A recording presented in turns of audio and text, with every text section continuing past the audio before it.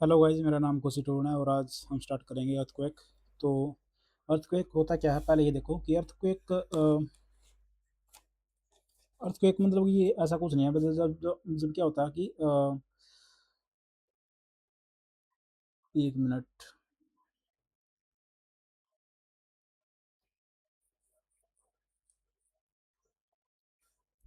एक प्राकृतिक कारण होता है, एक मानवीय कारण होता है। ये तो बात ठीक है। देखो, एक एक चीज़ ये याद रखनी है आपको कि मतलब कि जो भूकंप की स्टडी हो कहते हैं सिस्मोलॉजी। सिस्मोलॉजी क्योंकि यहाँ पे सिस्मिक वेव होती हैं, वो देखते हैं क्यों होता है। ये देखो जब अर्थ क्रस्ट में है ना, अर्थ क्रस्ट में होगा हमेशा। अर्थ क्रस्ट में प्लेट होती हैं, प्लेट होती हैं। तो प्लेट आपस में जब टकराती हैं तो उससे क्या होता है, उससे ये भूकंप पैदा होता है। ये तो है उसका कि मतलब ये नेचुरल कारण। और भी कारण बहुत सारे हैं, जैसे कि भाई देखो, हाँ, ये टेक्टोनिक प्लेट वाला तो नेचुरल हो गया। और वोल्केनिक एक्टिविटी हो गया। वोल्केनिक जब वोल्केनो एकदम से बढ़ता है। और कंस्ट्रक्शन हो गया लार्ज डैम का। लार्ज डैम से ये भी लार्ज डैम से भी क्या भूकंप आता है। और माइनिंग हो गया, लैंडस्लाइड हो गया। ये भी सारे सारे रिस्पॉन्सिबल है किसके लिए, अर्थक्वेक के लिए। और जब मतलब कि अर्थक्वेक आता है ऐसे, मतलब कि यहाँ से स्टार्ट हुआ ये फोकस से, इसको बोलते हैं फोकस। जब ये स्टार्ट होता है तो यहाँ से प्राइमरी वेव और सेकेंडरी वेव निकलती हैं, एस वेव और प्राइमरी वेव और सेकेंडरी वेव। क्या होता है कि प्राइमरी इनको बोलते हैं मतलब कि सिस्मिक वेव बोलते हैं, भूकंपीय तरंगे। भूकंपीय तरंगे यानी कि ये कौन सी होती है, प्राइमरी वेव होती है, सेकेंडरी वेव। ये सबसे तेज चलती हैं। प्राइमरी वेव क्यों चलती हैं अभी बताता हूँ। देखो, साउंड की तरह चलती हैं। क्यों? जब ये निकलती हैं नीचे से, मतलब कि ऐसे, तो ये ऐसे मतलब कि ये पैरेलल चलेंगी। जो इसका मूवमेंट होगा, एक तो मूवमेंट होगा जैसे सॉलिड है, सॉलिड के तो सॉलिड की ऐसे चलेंगे कि उसके पैरेलल, जो उसमें क्या नाम है, अ, जो भी उसमें मटेरियल है उसके उसको मतलब कि उसके पैरेलल चलेगी, उसके विरुद्ध नहीं चलेगी। तो इसलिए ये जल्दी चलती हैं। और जल्दी ये पहुंच जाती हैं अर्थ के ऊपर, अर्थ की क्रस्ट, क्या नाम है, अर्थ की सरफेस पर। जब ये अर्थ की सरफेस पर पहुंचती हैं तो इनको बोलते हैं एपी सेंटर। जिस सेंटर पर ये पहुंचेगी, जिस पॉइंट पर ये सबसे पहले पहुंचेंगी, वो क्या होता है, वो होता है एपी सेंटर। जो सबसे वो होता है ये फोकस हो गया, ऊपर वाला वो एपी सेंटर हो गया। ये सारे सारे सॉलिड या लिक्विड दोनों तरीके, दोनों से गुजर सकती है। और ये क्या है, लिस्ट डेंजरस होती है। इनकी बात ठीक है कि लिस्ट डेंजरस है, ज़्यादा वो नहीं है। और साउंड वेव की तरह होती है, ये याद रखना है। और लॉन्गिट्यूडिनल लॉन्गिट्यूडिनल चलती हैं। लॉन्गिट्यूडिनल क्या होता है, पैरेलल चलने वाली। अब आगे सेकेंडरी वेव। सेकेंडरी वेव क्या होती है, ये स्लो चलती हैं किससे, पी वेव से। तो हमने पता ही चल गया, जब प्राइमरी वेव सबसे ज़्यादा चलेगी तो सेकेंडरी वेव कम चलेंगी। और ये केवल सॉलिड से पास हो सकती हैं, ओनली सॉलिड से पास हो सकती हैं। और ये किसकी तरह चलती है, लाइट वेव की तरह चलती हैं।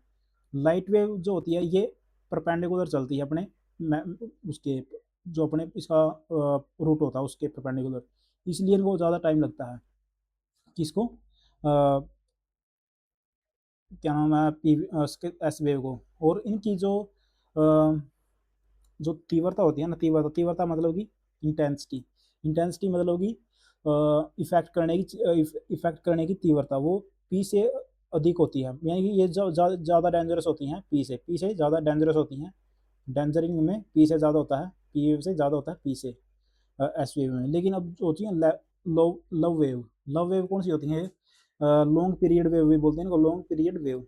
यानी कि इनकी जो इनका नाम जो था वो Edward love Edward half love के नाम से पड़ा है, लव वेव।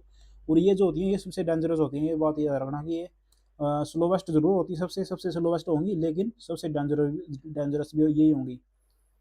ये देखो, सबसे मोस्ट डिस्ट्रक्टिव होती हैं। और ये केवल सरफेस पर होती हैं, सरफेस पर, ये नीचे नहीं होती, ये क्रस्ट में नहीं होती। क्रस्ट से तो पी और एस वेव आएंगे, ये स्टार्ट होती हैं सिर्फ सरफेस पर। और पी वेव जो देखो, हाँ देखिए, पी वेव चलती है लॉन्गिट्यूडिनल और ये ट्रांसवर्स। इसमें रिवर्स ऑलरेडी आ रहा हुआ है। रिवर्स इसमें ऑलरेडी, रिवर्स में यानी कि उल्टे गेयर में चलेंगी। कौन सी, एस वेव। एस, इसीलिए वो स्लो चलती हैं, और स्लो चलती हैं लेकिन डिस्ट्रक्शन इनका ज़्यादा होता है। तो यही चीज़ है। और देखो, ये बता दिया इसने एपी सेंटर। एपी सेंटर कहाँ पे है, फोकस, ये फोकस हो गया जहाँ से निकला। और ये हमेशा क्या होता है, परपेंडिकुलर होता है 90 डिग्री कोण पर। और ये सबसे लो मतलब कि वहाँ पे होगा जहाँ पे मतलब कि सबसे कम डिस्टेंस होगी। एपी सेंटर वही पे होगा, मतलब कि जहाँ से जो पी वेव है वो जल्दी पहुंच जाएंगी। और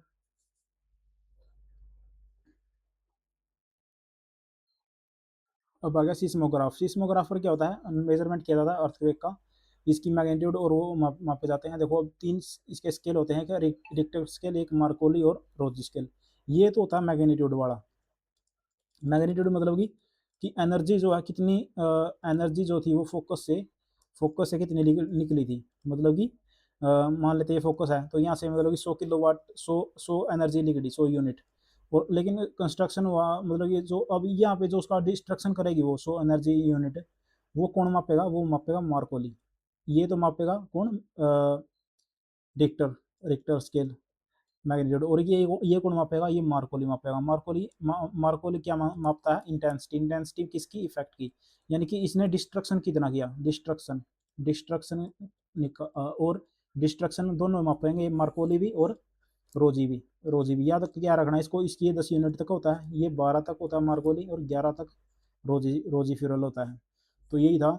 बाकी इसमें और भी सारे होते हैं कि 105 वाला भी होता है इसमें एंगल, वो भी होता है 105 से 135, ऐसा कुछ होता है इसमें, एंगल भी होते हैं, वो यूपीएससी में है। यहाँ पे नहीं दिया हुआ कि एस बी कहाँ से गुजर सकती हैं, वो कहाँ से नहीं, तो ऐसा होता है इसमें, लेकिन यहाँ पे दिया नहीं हुआ। तो आप चैनल को सब्सक्राइब करो और लाइक करो। जितना इसमें था मैंने करवा दिया। Thank you, thank you guys.